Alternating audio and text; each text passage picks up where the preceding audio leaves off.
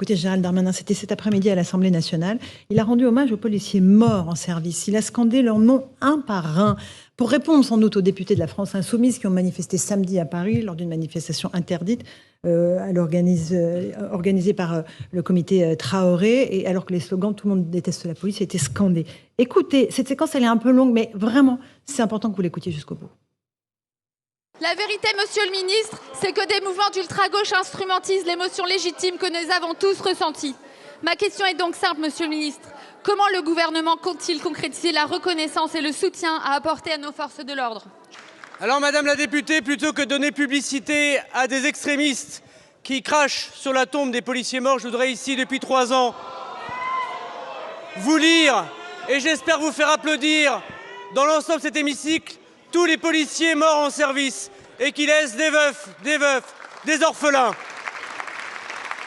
Franck Laboie, Éric Monroy, Freddy Allard, Romain Boulange, Vincent Martinez, Stéphane Lemeur, Amaury Lagroix de Croûte, Stéphanie Montfermé, Éric Masson, Wilfried Faron, Stéphane Créblac, Manon Rau, Paul Médéros. Vive la République et vive la police nationale. Voilà pour Gérald Darmanin qui égrène le nom des policiers morts. Pour nos auditeurs, je dis que tout l'hémicycle s'est levé, à l'exception des députés de la France insoumise. Jean-Christophe Couvi, vous êtes, j'imagine, comme tout le monde, touché par ce qu'il a dit.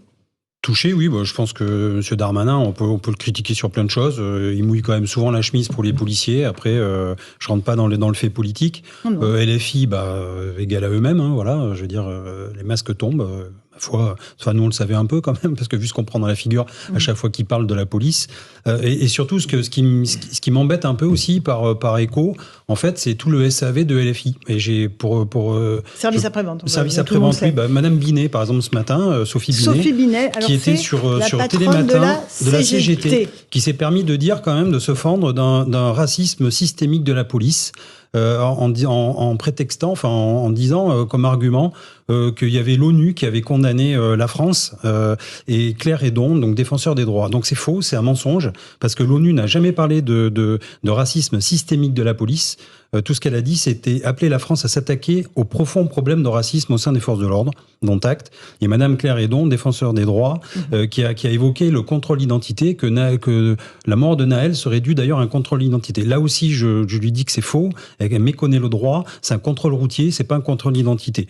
Donc voilà, le service après-vente, je suis désolé, surtout la CGT, il y a quelque temps, je vais rappeler quand même qu'il y a un cadre de la CGT qui a fait une mauvaise blague de mauvais goût à Éric Zemmour en parlant de train pour Auschwitz. Donc déjà qu'on balaye un petit peu devant soi. Et après, je vais juste dire que voilà, la bêtise systémique de ceux et celles qui récitent bêtement, j'allais dire, le missel LFiste. Voilà. Prenez de la hauteur. Même missel, c'est pas possible. Alors, missel, le petit livre rouge, alors. Voilà. Mais je veux dire, prenez un peu de hauteur et l'étroitesse d'esprit. Moi, j'ai toujours préféré la largeur des pensées. Et je pense qu'il faut vraiment qu'ils cultivent un petit peu ça et qu'ils arrêtent de répéter bêtement ce qu'on leur dit, surtout quand c'est faux. Voilà. C'est de la punchline de Jean-Christophe. Déçu. En même temps, j'attends rien. Voilà, on n'attend rien. Il y a eu même la question de sanctionner ces députés France Insoumise. C'est d'ailleurs 3 présidents des groupes de la majorité à l'Assemblée qui l'ont demandé à la présidente de l'Assemblée nationale. Moi, à la limite, c'est ce qui se passe à l'Assemblée nationale. Il peut se passer un peu tout et n'importe quoi dans les limites évidemment du raisonnable. En revanche, moi, il y a quelque chose qui me choque beaucoup plus, c'est de voir donc les parlementaires de la France Insoumise. Pour moi, ça, pour le coup, ça doit faire l'objet d'une sanction pénale. Non, à la manifestation contre les violences policières où ils sont au milieu de gens qui crient « tout le monde déteste la police » avec des slogans totalement anti-flics. Ça, je trouve ça scandaleux. La manifestation avait été interdite et pour moi, c'est du pénal. Moi, je pense qu'il y a des sanctions pénales qui devraient immédiatement tomber. Je parle sous le contrôle de mon voisin de gauche.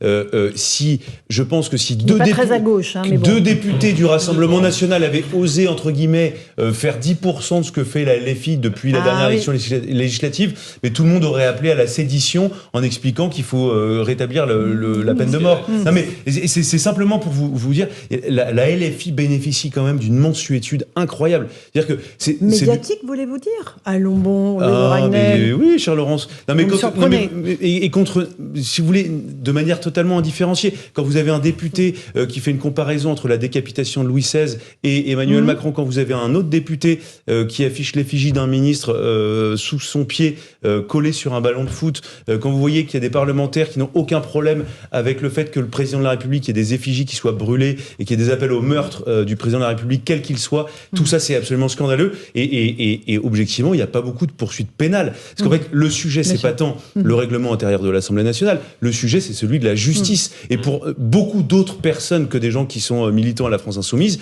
il y a des gens qui auraient été déjà placés en garde à vue et qui auraient été déférés. Sébastien Chenu, vous voulez réagir et Florian Tardif aussi. Plusieurs choses.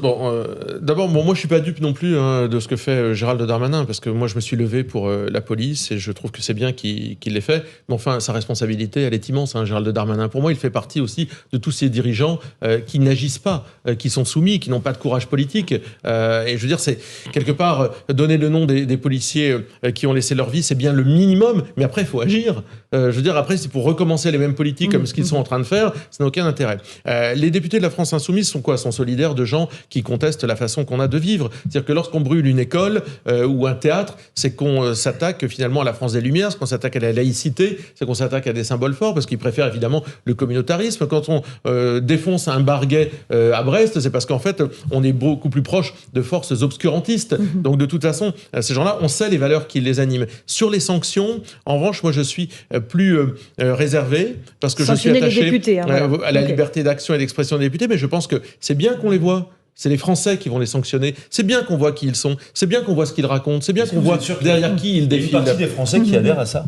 Il y a une partie, bien sûr, des Français qui adhèrent à ça. Ça existe. Non, mais ça existe. Mais moi, je pense que les masques sont en train de tomber. On est en train de découvrir qu'on a des parlementaires qui donnent des coups de boutoir à l'intérieur de l'institution depuis qu'ils sont élus. Ils essayent de déconstruire l'Assemblée nationale et donc les institutions. Rappelez-vous les termes de Jean-Luc Mélenchon. Non à la mauvaise République. En fait, c'est non à la République qu'il qualifie de mauvaise. Mais ils sont profondément anti-républicains. Et les Français finissent par s'apercevoir que les doux révolutionnaires de salon, etc., sont en réalité des coupeurs de tête qui soutiennent le pire qui puisse exister contre nos institutions. De Florian Tardif. Il y aura des sanctions pénales à l'encontre des députés de la France Insoumise et d'Europe Écologie Les Verts, puisqu'ils n'étaient pas seuls à manifester ce week-end aux côtés donc de la famille d'Adama Traoré.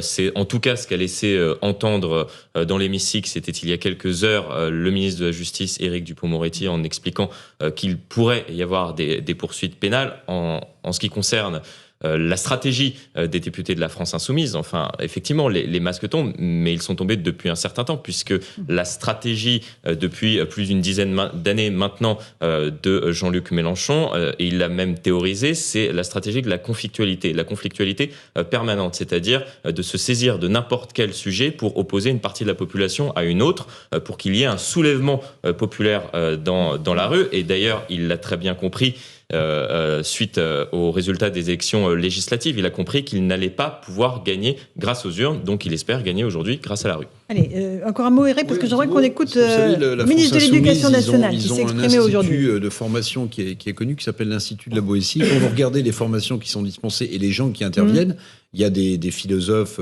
suédois, des profs suédois qui appellent à la violence. C'est-à-dire qu'ils ne passent pas par les urnes. Ils seraient par la violence pour changer de régime. Donc, il y a quand même une vraie question. Puis, vous savez, on parle souvent de l'intelligence artificielle. Alors, je m'en méfie, mais De René disait il faut toujours préférer l'intelligence artificielle à la bêtise naturelle. Qui disait ça ? Monsieur De René. Il faut toujours préférer l'intelligence artificielle à la bêtise naturelle. Je trouve que ça s'applique à certains députés. Bon, voilà, ça c'était la petite punchline d'Éric Revel. Tout le monde fait sa punchline ce soir.